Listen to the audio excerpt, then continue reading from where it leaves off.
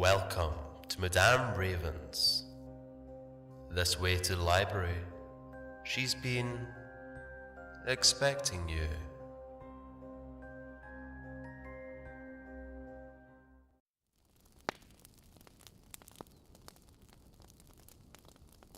Welcome, my darlings, again to The Turn of the Screw. I'm moving it back to Saturdays as it did so poorly on Tuesdays. We'll see how this goes. We are on Chapter 11. And please leave the comfy chair by the fire for Ermine Case, my Patreon supporter. Chapter 11. It was not till late the next day that I spoke to Mrs. Gross, the rigor with which I kept my pupils in sight, making it often difficult to meet privately with her, and the more we each felt the importance of not provoking, on the part of the servants quite as much as that on the children, any suspicion of a secret flurry or that of a discussion of mysteries. I drew a great security in this particular from her mere smooth aspect.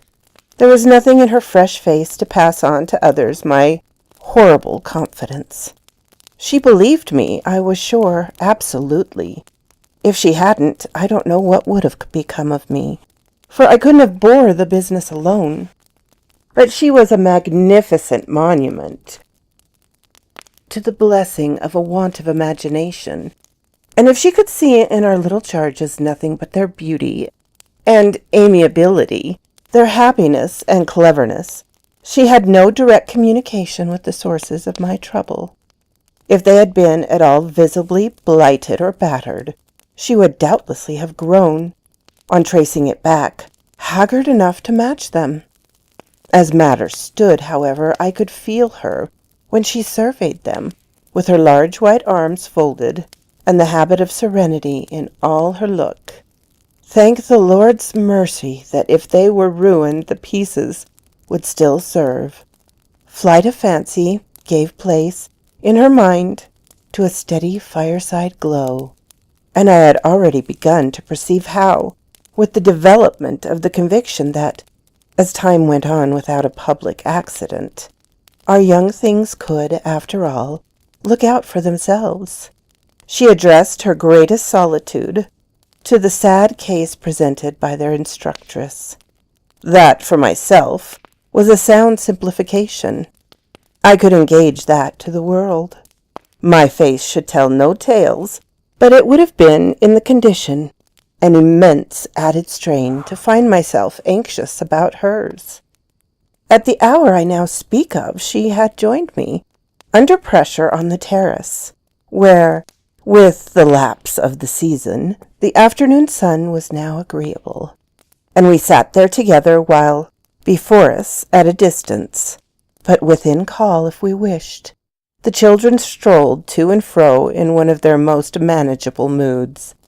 They moved slowly, in unison below us, over the lawn, the boy, as they went, reading aloud from a storybook, and passing his arm round his sister to keep her quite in touch. Mrs. Gross watched them with positive placidity.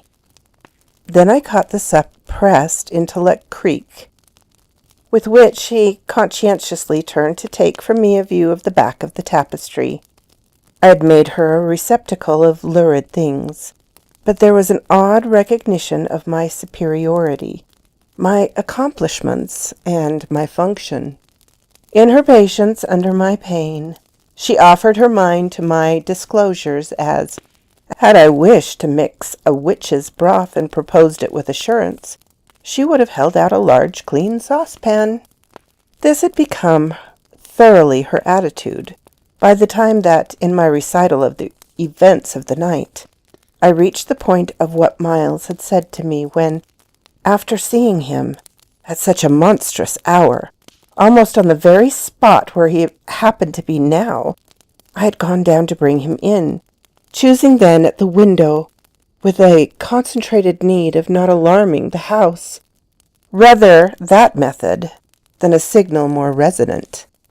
I had left her, meanwhile, in little doubt of my small hope of representing with success, even to her actual sympathy, my sense of the real splendor of the little inspiration with which, after I had gotten him into the house, the boy met my final articulate challenge.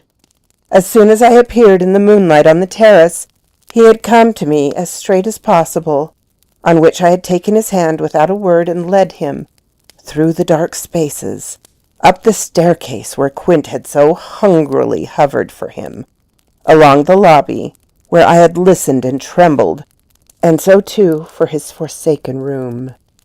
Not a sound on the way had passed between us, and I had wondered, oh, how I had wondered, if he were groping about in his little mind for something plausible and not too grotesque.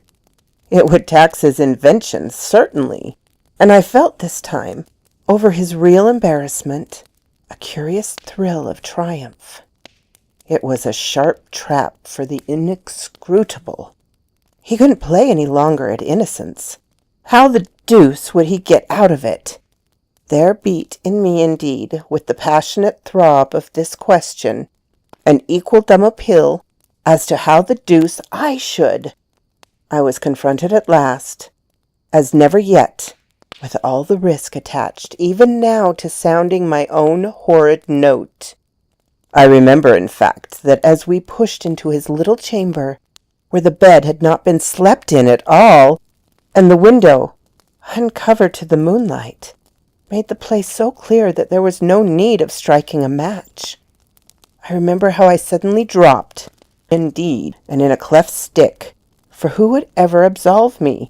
Who would consent that I should go unhung, if by the faintest tremor of an overture I were the first to introduce it into our perfect intercourse, an element so dire?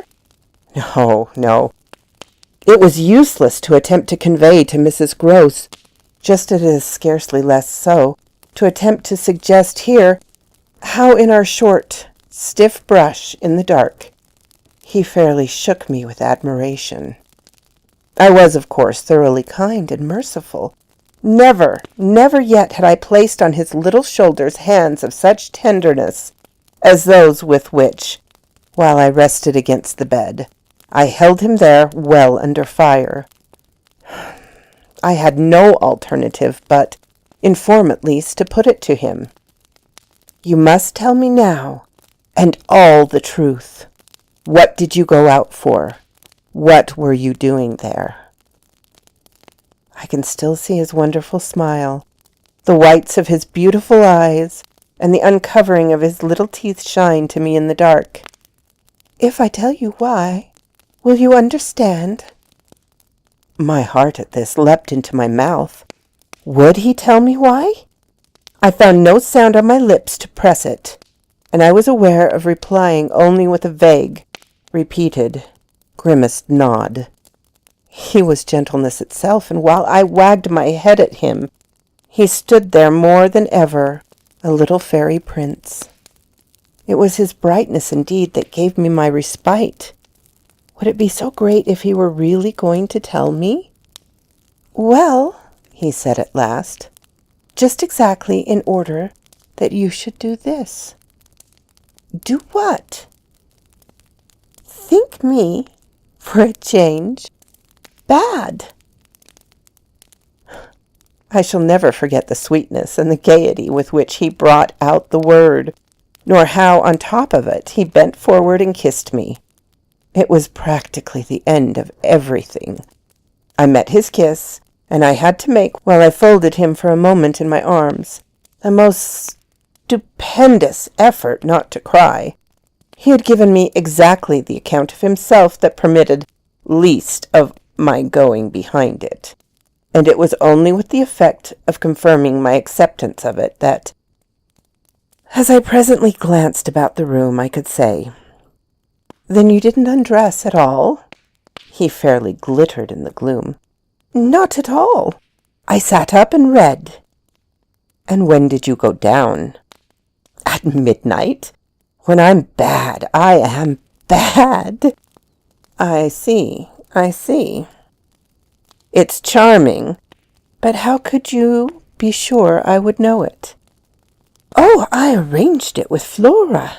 His answers rang out with a readiness. "She was to get up and look out." Which is what she did do. It was I who fell into the trap. "So she disturbed you, and to see what she was looking at, you also looked. You saw." "While you," I concurred, "caught your death in the night air." He literally bloomed so from this exploit that he could afford radiantly to assent.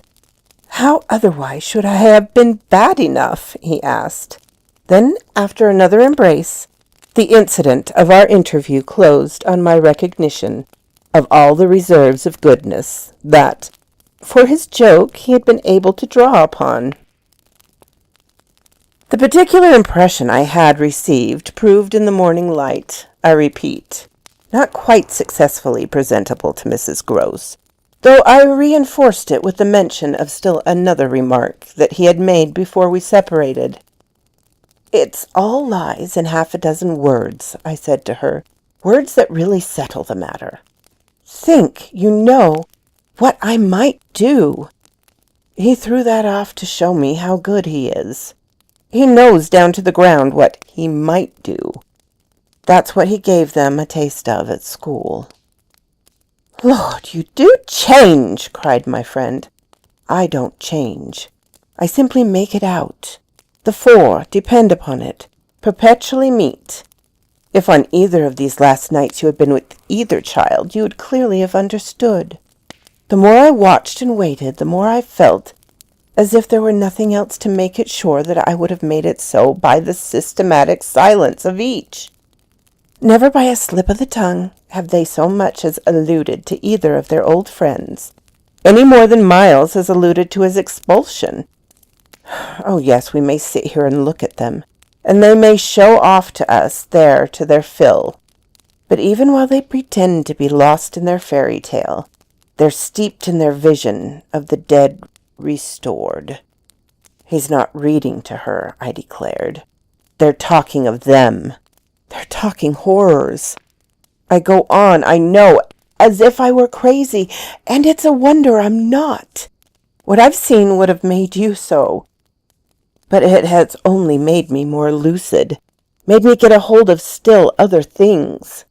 My lucidity must have seemed awful, but the charming creatures who were my victims of it, passing and repassing in their interlocking sweetness, gave my colleague something to hold on by, and I felt how tight she held as, without stirring in the breath of my passion. She covered them still with her eyes. "Of what other things have you got a hold?" "Why, of the very things that have delighted, fascinated, and yet, at bottom, as I now so strangely see, mystified and troubled me. They're more than earthly beauty. They're absolutely unnatural goodness. It's a game," I went on. "It's a policy and a fraud on the part of the little darlings, as yet merely lovely babies. Yes, mad as that seems. The very act of bringing it out really helped me to trace it, follow it all up, and piece it all together. They haven't been good. They've only been absent. It has been easy to live with them because they are simply leading a life of their own. They're not mine. They're not ours. They're his, and they're hers. Quint and the woman's.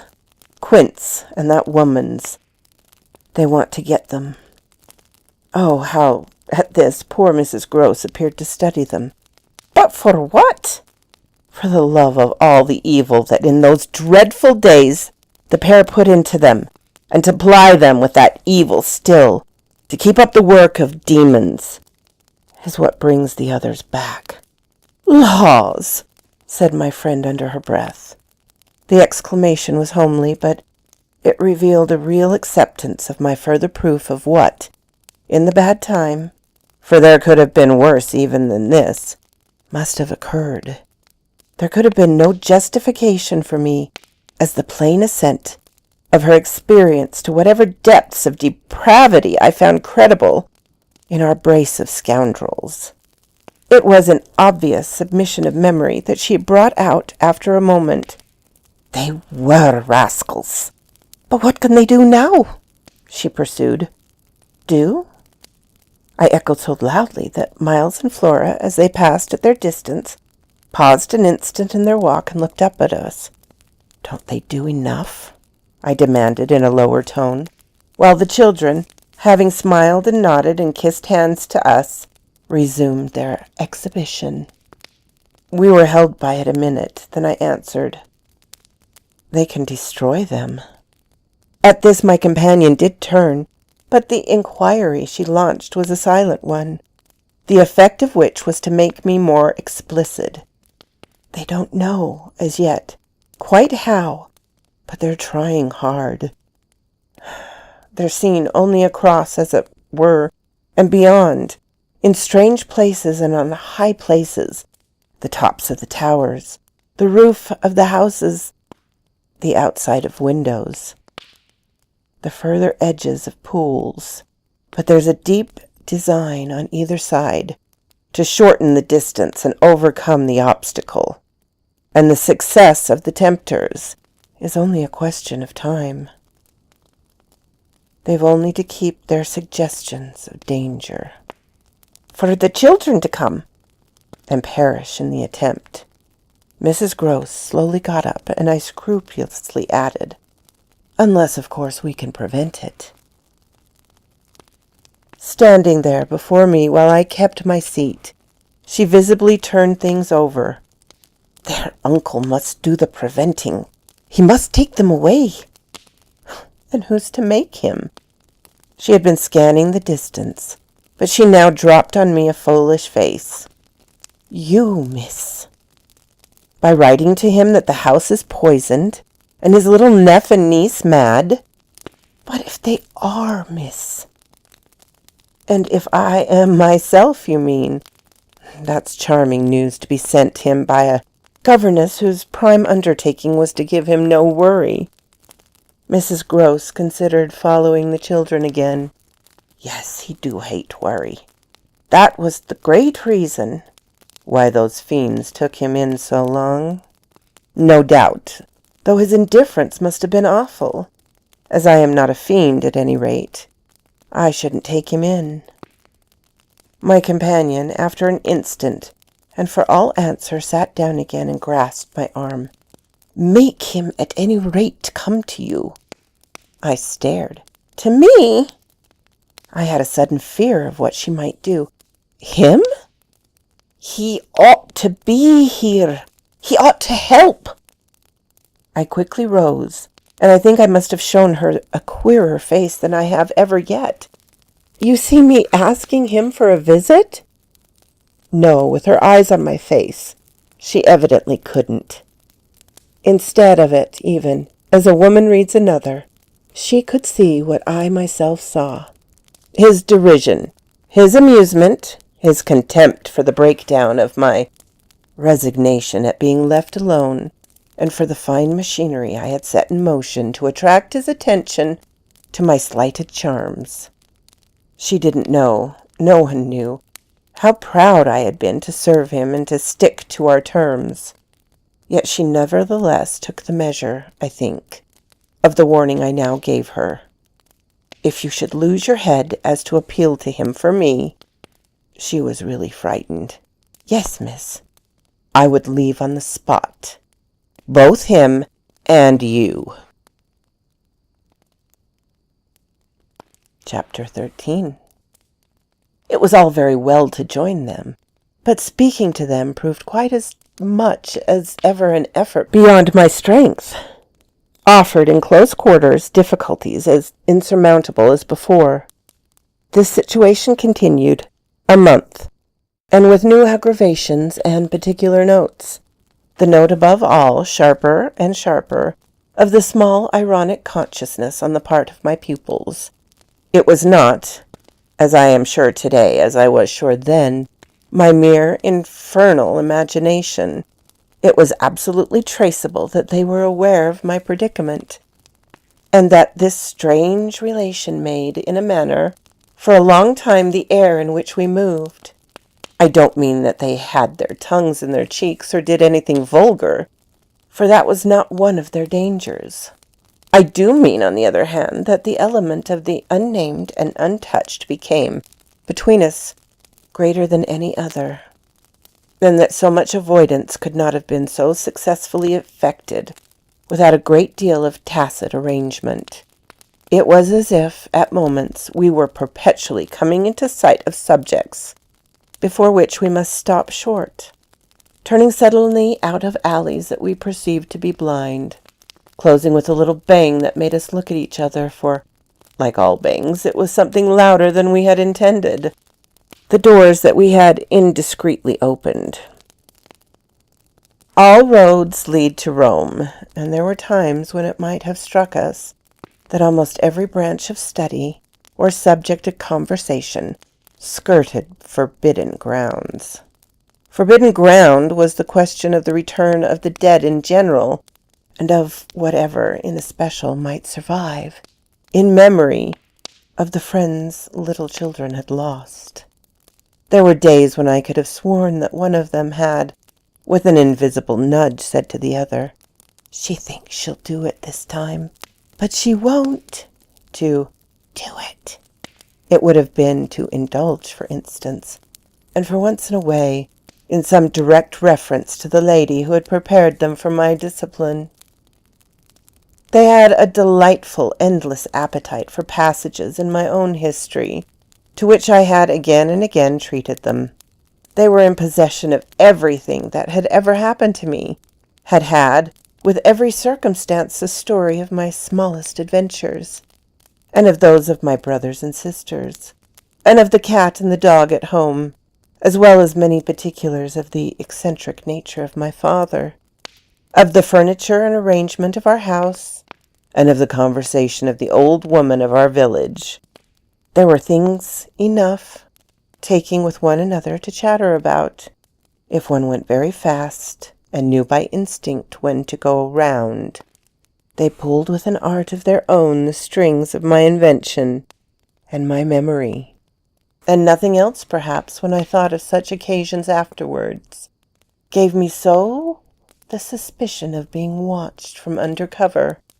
It was in any case over my life, my past, and my friends alone that we could take anything like our ease, a state of affairs that led them sometimes without the least pertinence to break out into sociable reminders. I was invited, with no visible connection, to repeat afresh Goody Gosling's celebrated mot, or to confirm the details already supplied as to the cleverness of the vicarage pony.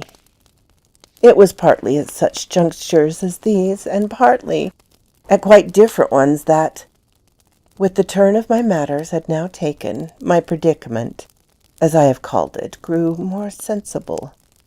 The fact that the days passed for me without another encounter ought, it would have to appear, to have done something towards soothing my nerves. Since the light brush, that second night on the upper landing, of the presence of a woman at the foot of the stairs, I had seen nothing, whether in or out of the house, that one had better not have seen. There were many corners round which I expected to come upon Quint, and many situations that, in a merely sinister way, would have favored the appearance of Miss Jessel. The summer had turned, the summer had gone, the autumn had dropped upon Bly and had blown out half our lights. The place, with its grey sky and withered garlands, its bared spaces and scattered dead leaves, was like a theatre after the performance, all strewn with crumpled playbills. They were exactly states of the air, conditions of sound and of stillness, unspeakable impressions of the kind of ministering moment that brought back to me, long enough to catch it, the feeling of the medium in which, that June evening out of doors, I had had my first sight of Quint, and in which, too, at those other instances, I had, after seeing him through the window, looked for him in vain in the circle of the shrubbery. I recognized the signs, the portents. I recognized the moment, the spot, but they remain unaccompanied and emptied. and I continued unmolested, if unmolested one would call a young woman whose sensibility had, in the most extraordinary fashion, not declined, but deepened. I had said in my talk with Mrs. Gross on that horrid scene of Flora's by the lake, and had perplexed her by saying so, that it would from that moment distress me much more to lose my power than to keep it.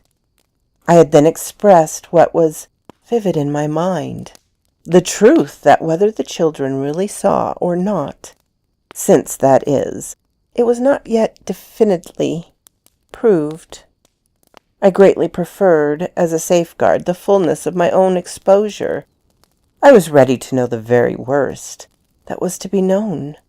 What I had then had an ugly glimpse of what, that my eyes might be sealed while theirs were most opened.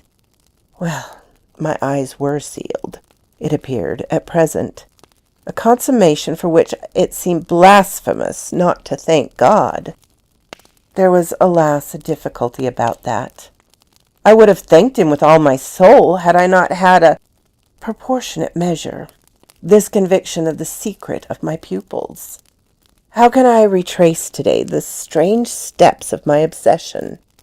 There were times of our being together when I would have been ready to swear that, literally in my presence, but with my direct sense of it closed, they had visitors who were known and were welcome. Then it was that, had I not been deterred by the very chance that such an injury might prove greater than the injury to be averted, my exultation would have broken out. They're here, you little wretches, I would have cried, and you can't deny it now. The little wretches denied it, and all the added volume of their sociability and their tenderness, in just the crystal depths of which, like the flash of a fish in a stream, the mockery of their advantage peeped up. The shock, in truth, had sunk into me still deeper than I knew on that night. Looking out to see either Quint or Miss Jessel under the stars, I had beheld the boy over whose rest I watched, and who had immediately brought in with him, had straightway there turned it on me, the lovely upward look with which, from the battlements above me, the hideous apparition of Quint had played. If it was a question of a scare, my discovery on this occasion had scared me more than any other, and it was in the condition of nerves produced by it that I made my actual inductions. They harassed me so that sometimes, at odd moments, I shut myself up inaudibly to rehearse. It was at once a fantastic relief and a renewed despair. The manner in which I might come to the point, I approached it from one side and the other while in my room. I flung myself about, but I always broke down in the monstrous utterance of names as they died away on my lips.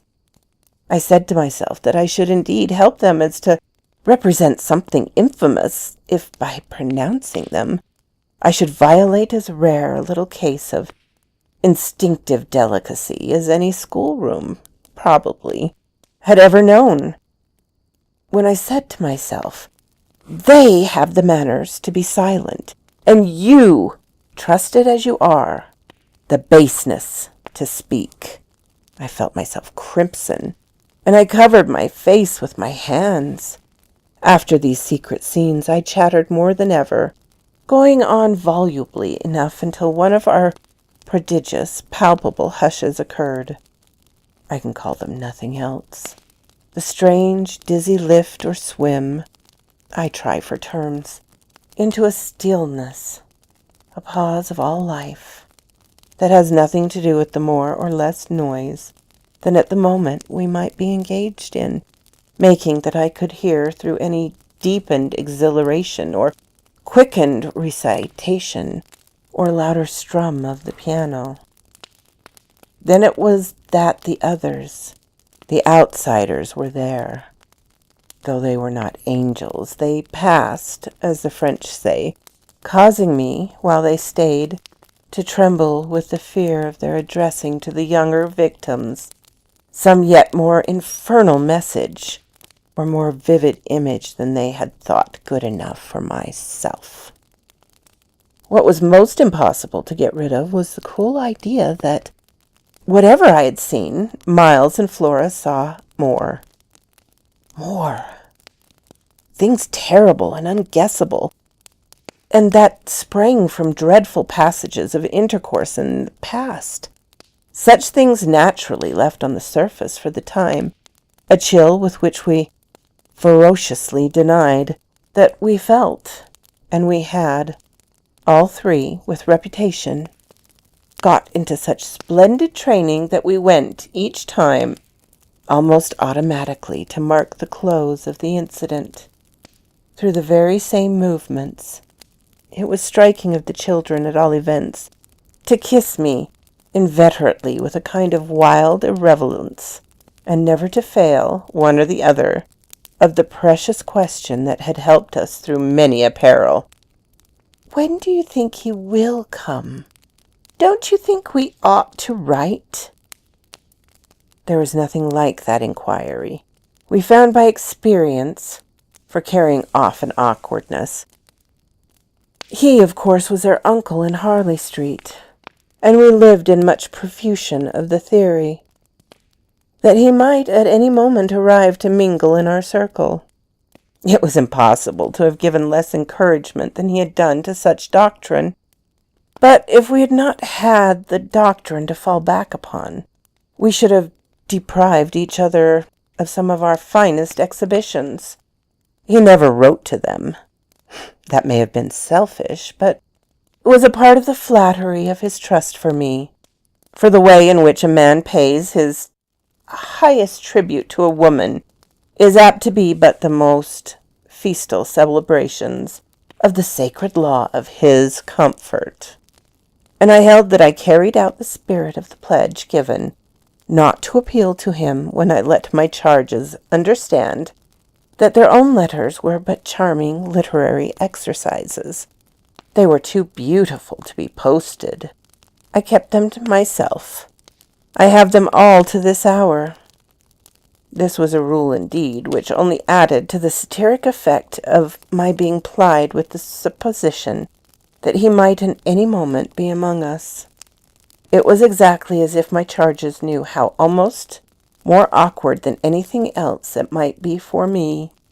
There appears to me, moreover, as I look back, no note in this at all is more extraordinary than the mere fact that, in spite of my tension and of their triumph, I never lost patience with them. Adorable they must in truth have been. I now reflect that I didn't in these days hate them. Would exasperation, however, if relief had longer been postponed, finally have betrayed me? It little matters, for relief arrived. I call it relief, though it was only the relief that a snap brings to a strain, or the burst of a thunderstorm to a day of suffocation. It was at least change, and it came with a rush. So quoth this raven. If you like this, please hit the little button to let me know. If you didn't, hit the little button to let me know. Leave a comment. I'm always glad to talk with you, my darlings. I'm open to suggestions and criticisms, critiques.